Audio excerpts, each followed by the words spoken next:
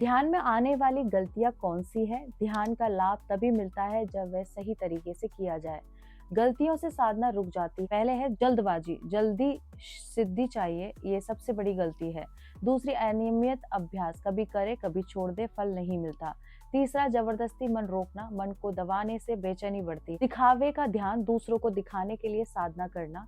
पांचवी गलती, गलत आसन, पीठ टेढ़ी, शरीर ढीला और ध्यान टूटता है।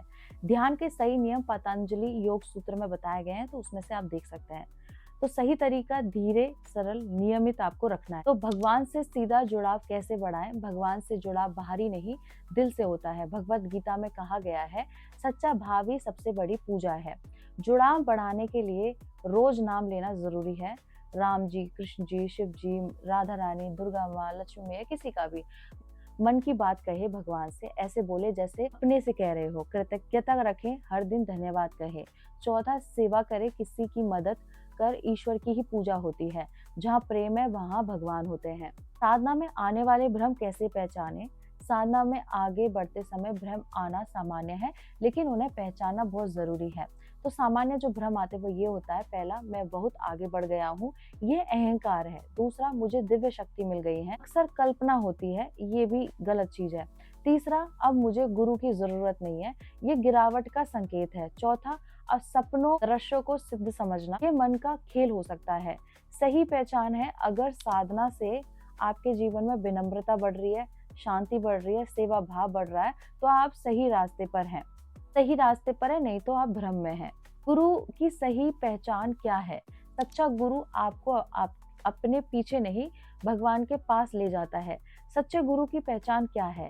पहला है अहंकार नहीं, मैं भगवान हूँ, ऐसा कभी नहीं कहेगा। उसके अंदर लालच नहीं होगा, पैसे के पीछे नहीं भागेगा। तीसरा, सरल जीवन जिएगा, दिखावा नहीं करेगा। चौथा, आत्मनिर्भर बनाता है, आपको मजबूत करेगा, निर्भर नहीं। डर नहीं दिखाता, मेरे बिना तुम खत्म हो जाओगे, ये झूठ है। झूठे गुरु से सावधान, चमत्कार दिखाए, डर फैलाए, बहुत पैसा मांगे, खुद को भगवान बताए, ऐसे से आपको दूर रहना है। तो ध्यान में जो गलती होती है वो होती है जल्दबाजी, अनियमितता, दिखावा। सो भगवान से जुड़ाव है सिर्फ नाम, प्रेम, सेवा। साधना में जो भ्रम है, अहंकार, झूठे अनुभव, घमंड। इस तरह से सच्चा गुरु कौन है? सच्चा गुरु वो है जो विनम्र है, सरल है, ईश्वर से जोड़ने वाला है। यही आपके सच्चे गुरु हैं। याद रखें, सही साधना आपको शांत बनाती है, नम्र बनाती है और प्रेम से भर देती है। साधना में आने वाले भ्रम कैसे पहचाने? जब साधक आगे बढ़ता है तब मन कई तरह के भ्रम, गलत धारणाएं पैदा करता है।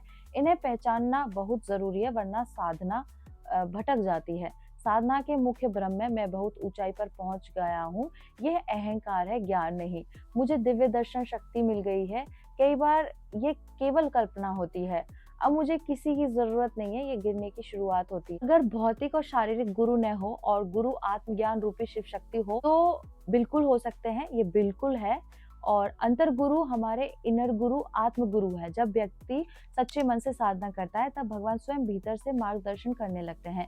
बुद्धि सही गलत पहचानने लगती है, मन गलत रास्ते से खुद हट जाता है। यही आत्मज्ञानी रूपी शिव शक्ति है। ऐसे साधक की पहचान, जिसका गुरु भीतर होता है, उसमें दिखावा नहीं होता, शोर नहीं होता, प्रचार नहीं होता, गहरी शांति होती है, स्थिर बुद्धि होती है। वह कम बोलता है, ज्यादा जीता है, और जब भी बोलेगा वो आपके भले के लिए बोलेगा, नहीं तो वो चुप ही रहेगा। क्या बिना बाहरी गुरु के चल सकते हैं? शुरुआत में बाहरी मार्गदर्शन अच्छा होता है, लेकिन जब साधना पक्की हो जाए तब भगवान खुद गुरु बन जाते हैं। जैसे नाव पहले किनारे से चलती है, फिर धारा खुद रास्ता दिखाती है, तब भगवान आपका सिस्टम बना देते हैं कि किस तरह से क्या सिखाना है। भ्रम की पहचान क्या है? अहंकार भ्रम है, दिखावा भ्रम है, घमंड भ्रम है। सच्चा गुरु कौन है? विनम्र रहे, सरल रहे, ईश्वर से जोड़ने वाला हो। अंतर गुरु जो है आत्मिक हमारा गुरु है, वो भीतर से मार्गदर्शन करता है, शांति देता है और सही विवेक देता है, और आपको आत्मज्ञान देता है, और जो आप ज्ञान प्राप्त करते हो वो अंदर से ही निकल के आता है। याद रखें, जब साधना सच्ची होती है तब गुरु बाहर भी मिलता है और भीतर भी जाग जाता है। अंतर गुरु को कैसे जागृत करें? साधना में स्थिरता कैसे बनाए रखें? अंतर गुरु मतलब आपके भीतर बैठा हुआ ईश्वर बोध, विवेक और आत्मज्ञान। जब ये जागता है तो भगवान खुद भीतर से मार्ग दिखाने लगते हैं। जैसे भगवत गीता में कहा गया है, ईश्वर हर जीव के हृदय में स्थित है।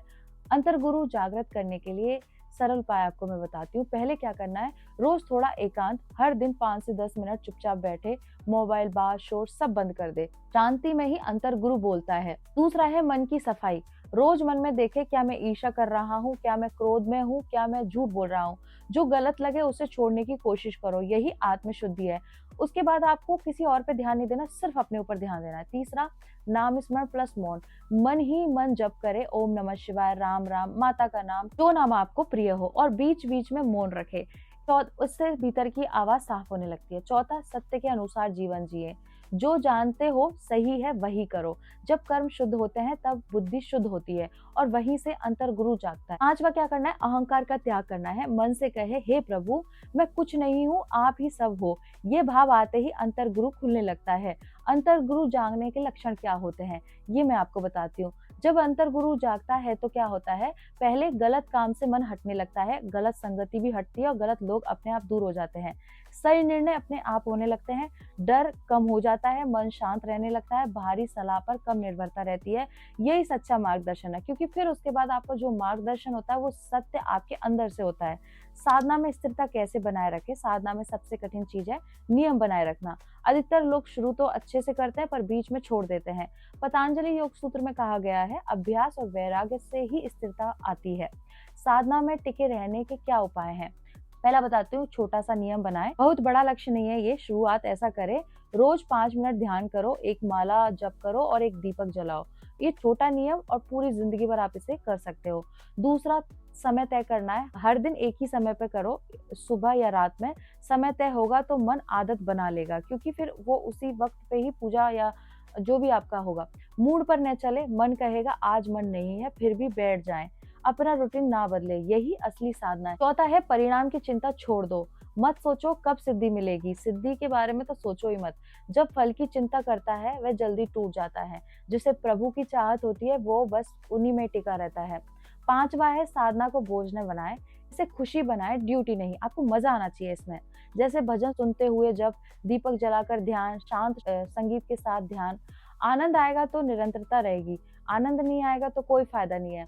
स्थिर साधना के लक्षण क्या है, जब साधना स्थिर हो जाती है तो बिना जोर के अभ्यास होता है, मन खुद बैठने को कहता है, भक्ति में मिठास आती है, आलस्य कम होता है, जीवन सरल लगता है। अंतर गुरु जगता है जब मन शुद्ध हो, अहंकार घटे, नाम स्मरण हो, जीवन सत्यपूर्ण हो। साधना टिकती है जब नियम छोटा हो, समय तय हो, धैर्य हो और आनंद हो। याद रखें, बाहर गुरु रास्ता दिखाता है, भीतर गुरु मंजिल तक ले जाता है, और जो रोज थोड़ा चलता है वही एक दिन बहुत दूर पहुंचता है। इस बात को बहुत ध्यान से समझिए, अंदर से ही भगवान मिलेंगे, अंदर से ही मुक्ति। साधना में आने वाली आलस्य और निराशा कैसे दूर करें, भक्ति और ग्रस्त जीवन में संतुलन कैसे रखें, साधना में आने वाले आलस्य इनके बारे में बताती हूँ। भगवत गीता में कहा गया है, अभ्यास से ही मन स्थिर होता है। आलस्य और निराशा आने के कारण मन आराम चाहता है, तुरंत फल नहीं दिखता, पुराने संस्कार खिंचते हैं, तुलना करने लगते हैं और उम्मीद ज्यादा हो जाती है। दूर करने के उपाय मैं आपको बताती हूँ। पहला क्या करना है, छोटा लक्ष्य रखें, बहुत ज्यादा न करें, रोज 5 से 10 मिनट काफी है। अब करना क्या है, आज नहीं को रोके। सबसे पहले मन बोले कल करूंगा, कल कभी किसी का नहीं आता, उसी समय बैठ जाएं, यही जीत है। मन को हराने का यही कारण है, मन जो बोले उसके अगेंस्ट चलो। प्रेरक संगति रखे, भजन सुने, अच्छे प्रवचन देखे, सकारात्मक लोगों से जुड़ जाओ। संगति से ऊर्जा मिलती, जैसी संगति करोगे वैसी संगति आपको मिलेगी, तो संगति से ऊर्जा मिलती है। जब मन भारी हो तब कहे, हे प्रभु आज मन कमजोर है, आप संभालो, यही सच्ची साधना है, और फिर भगवान खुद देखते हैं। पांचवा क्या करना है, खुद को दोष न दे। अगर 1-2 दिन छूट जाए, मैं बेकार हूं मत सोचो, कल फिर से शुरू सोचो, क्योंकि कोई भी स्थिति हो सकती है, बीमारी हारी, तो उस वक्त ना हो पाए तो घबराओ मत, आप फिर से उसको शुरू कर सकते हो। सही दिशा के लक्षण क्या होते हैं, जब आलस से टूटने लगता है तो मन खुद बैठने लगता है, हल्कापन महसूस हो जाता है और निराशा कम हो जाती है और आशा बढ़ जाती है। भक्ति और ग्रस्त जीवन में संतुलन कैसे रखें, भक्ति का मतलब संसार छोड़ना नहीं है, संसार में रहकर भगवान से जुड़ना ही सच्ची भक्ति। संतुलन बिगड़ने के कारण क्या होते हैं, अब इनके बारे में जानते हैं। सिर्फ काम में डूब जाना, सिर्फ पूजा में डूबकर जिम्मेदारी को छोड़ देना, समय का सही बंटवारा न होना, दोनों ही गलत है। इसलिए कर्म भी जरूरी है, भक्ति भी जरूरी है, क्योंकि भौतिक जगत के लिए कर्म जरूरी है और आंतरिक जगत के लिए प्रभु जरूरी है, और आंतरिक सुख के लिए ध्यान जरूरी है।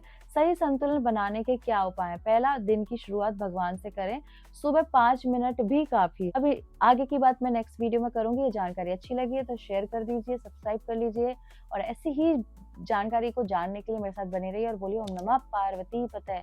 हर हर महादेव, शिव शंभो, राधे कृष्णा।